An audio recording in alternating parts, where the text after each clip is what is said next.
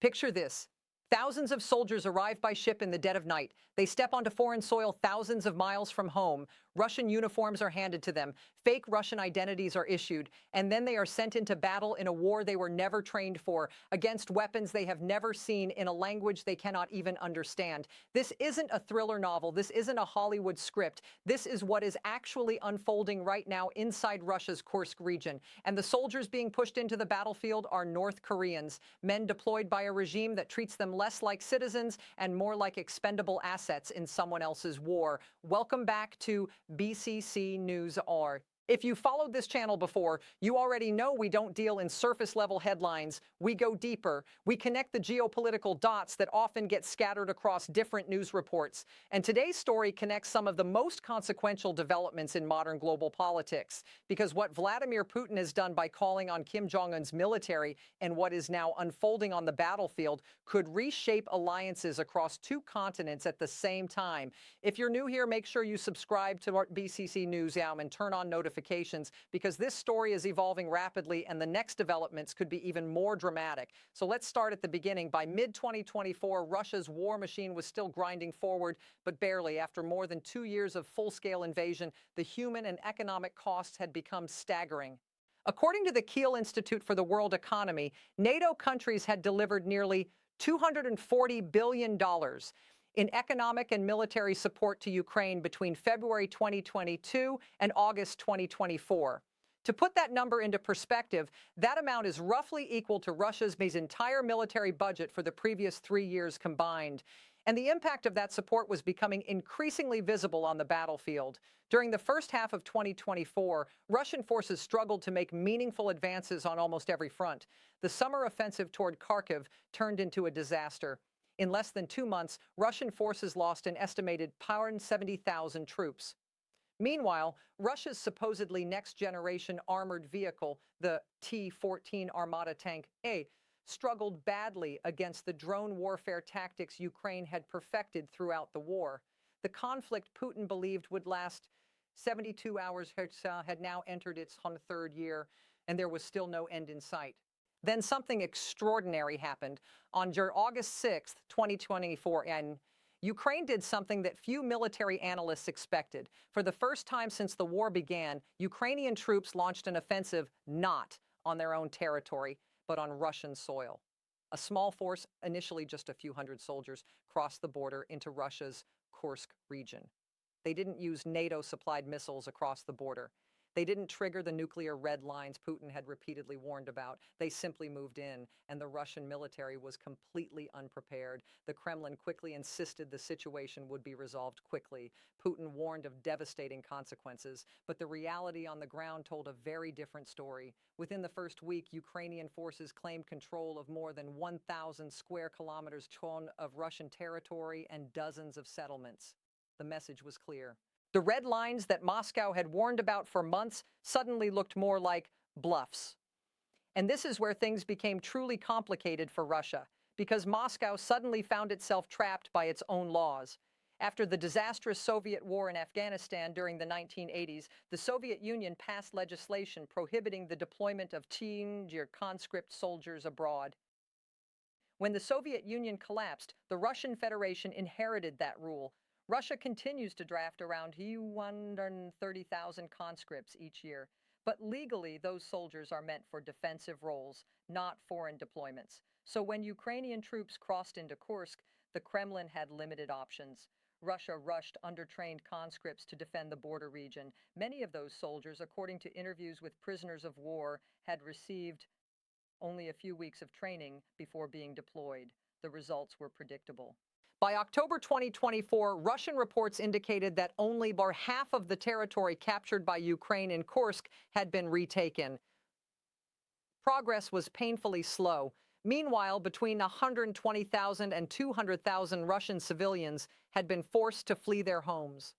For Vladimir Putin, this wasn't just a military problem, it was a political embarrassment, and Putin needed soldiers. Fast. That's when another country entered the picture. North Korea. To understand why Kim Jong-un would send his soldiers into someone else's war, you need to understand the long history between Moscow and Pyongyang. North Korea's military was originally built with Soviet assistance during the Cold War. Most of its weapon systems still trace their origins back to Soviet designs, but what North Korea does possess is something Russia desperately needed: mass ammunition production.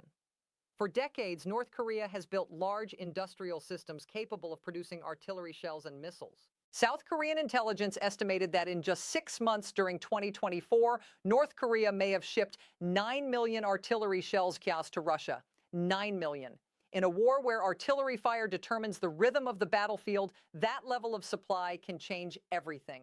Russia's artillery systems already fire faster than many Western equivalents, but ammunition alone wasn't enough anymore. Russia needed the soldiers. And in June 2024, Vladimir Putin traveled to Pyongyang for the first time in 24 years. There, he signed a mutual defense agreement with Kim Jong-un. At the time, many analysts dismissed it as symbolic. Then Ukraine entered Kursk, and suddenly that agreement looked very useful. Moscow claimed Russian territory was under attack and invoked the pact. Soon after, intelligence agencies began noticing something unusual. North Korean soldiers were moving. South Korean intelligence first reported that around 3,000 North Korean troops were being transported to Russia. Soon the estimates increased to 10,000, then 12,000. These deployments included officers, special forces units, and even generals. But the reality facing these soldiers was brutal. North Korea maintains one of the largest armies in the world, around 1.3 million troops. But the country has not fought a real war since 1953 wars. Most North Korean soldiers have no real combat experience. Many suffer from malnutrition. Many have never seen modern warfare technology.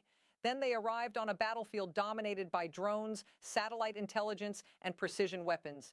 By early 2025, reports suggested that around 4,000 of the 12,000 North Korean troops deployed had already been killed or wounded.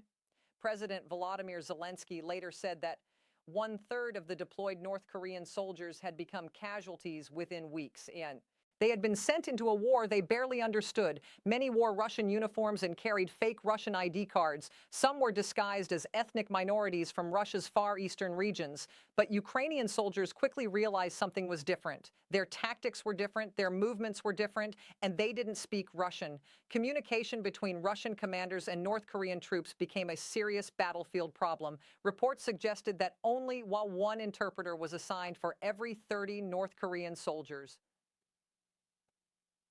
In combat, that kind of language barrier can be deadly.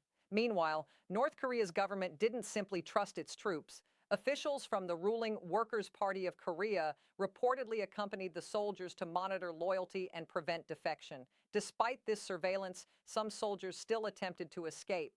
According to Ukrainian sources, at least 18 North Korean soldiers deserted their positions in Kursk. Others were captured. In January 2025, Ukraine confirmed that 2 North Korean soldiers had been captured alive. They were transported to Kyiv for questioning. One of them claimed he believed he had been sent to Russia for training not to fight in a war. And that moment revealed something chilling. Many of these soldiers didn't even know where they were being sent.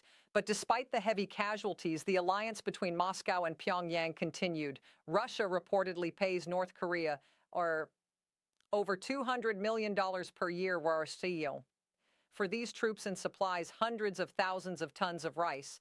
North Korea keeps most of the salary. Individual soldiers receive only a small percentage. Yet even that amount is life-changing by North Korean standards. And for Pyongyang, the benefits go beyond money. North Korean troops are now gaining real battlefield experience in modern warfare, including drone combat and electronic warfare. Knowledge that could eventually be used back on the Korean peninsula. And that possibility is deeply worrying for South Korea, because if these soldiers return home with modern combat experience, it could change the balance of power in East Asia. For now, Russia has largely regained control of the Kursk region, but the cost has been enormous. Thousands of North Korean soldiers have been killed or wounded, and the alliance that made it possible may be more fragile than it appears. Ukraine has proven it can strike inside Russian territory. Russia has shown it is willing to rely on foreign soldiers to sustain its war. and the world is watching as new geopolitical fault lines emerge. China now finds itself in a delicate position. South Korea is reconsidering its own military strategy, and NATO continues increasing its support for Ukraine. The war is escalating, slowly, step by step. And in the middle of it all are the soldiers, young men sent thousands of miles from home. Some fighting, some captured, some deserting, each of them forced into a conflict that is reshaping global politics in real time. And here at BCC News, we will continue following every development because this story is far from over. The next chapter is already being written on the battlefields of Kursk, inside intelligence offices across the world, and in the decisions of soldiers who must choose what they are willing to fight for. Thank you for watching BCC News.